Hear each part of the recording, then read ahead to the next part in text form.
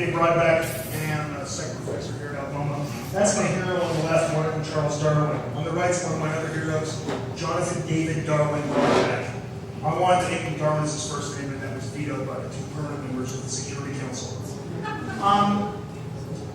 Before Darwin, there was no biology. There were people that were called naturalists. They were collecting bugs, they were collecting beetles. Darwin was better at that, by the way, than anybody. And that's why he went on the voyage against his eagle. Right? So that's why he was chosen. Darwin noticed three things like everyone else did. And one of the things that he noticed was that there was a taxonomic relationship among living things. Everything was related. They say here, a horse is a horse. But it's kind of like a human. Nancy Sinatra said to us that the boots are made for walking. There is adaptation. Things are made to do stuff. Your heart pumps blood. It doesn't do a very good job seeing. Your eyes do a good job there, right? And finally, Darwin knew, as the one was said, as well as everybody else, that stuff was changing. The fossil record showed that was not controversial in Darwin's time, and it isn't controversial now. These things seem to be related, but no one could figure out what the relationship was. And when Darwin figured that through natural selection, everyone said, why didn't I think of that? In fact, the book sold out in the first day, which is a pretty amazing thing for a science book. They don't really usually sell that on day one in 1858. There is competition among living things. This is what Darwin said. More things are born or hatched or whatever than survive to reproduce. Okay? And we all know that, right? There's always, talking about humans or whatever, stuff dies. Yes, reproduction is heritable. There's one of my other heroes on the left. Well, again, one on my right is my mom, and she's a hero too, but my dad's a hero more. This reproductive variance is actually heritable. You get that from your folks. Okay? So, no matter what your folks are, if they're a rat or a human or a slug.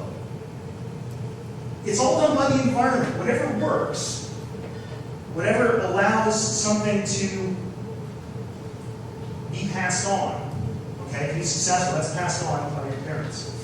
Okay, so survival of the fittest, which Darwin never said. No one ever said survival of the fittest. Darwin never said it. And fitness, by the way, in evolution, it means reproductive success. So it's about reproductive success. So apparently I've passed some sort of genes on to my children that are successful. So the answer is then not descent with modification. It's descent with modification, but it's not random modification. It's a modification done by natural selection. The selection, who does that? The environment.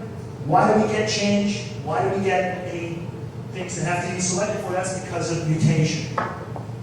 Mutations are bad copies of genes. You know, you've got a VCR or a VCR copy of the tape, with the tape, with the tape. Sometimes they're bad copies. Usually they're bad copies. Who knows, maybe now and then they were better copies. And basically the notion here then is that sometimes something's good and it ends up working out over very long periods of time. Think if you were a moth, like a salt and pepper moth in Britain. Sort of a salt and pepper coloration. Excellent camouflage on a birch tree. Then there's soot everywhere. They all die. Guess who wins now? Who can't be seen by birds to eat them? The black ones. Then, of course, the tree huggers show up, Jerry. And they end up getting rid of those environmental regulations. Now there's all the salt and pepper ones again because that's good camouflage. That's how it works. You ever heard this? As things go on, we will have large brains and small bodies. That's not how evolution works. Our appendix is getting smaller because we don't use it. That's not how it works.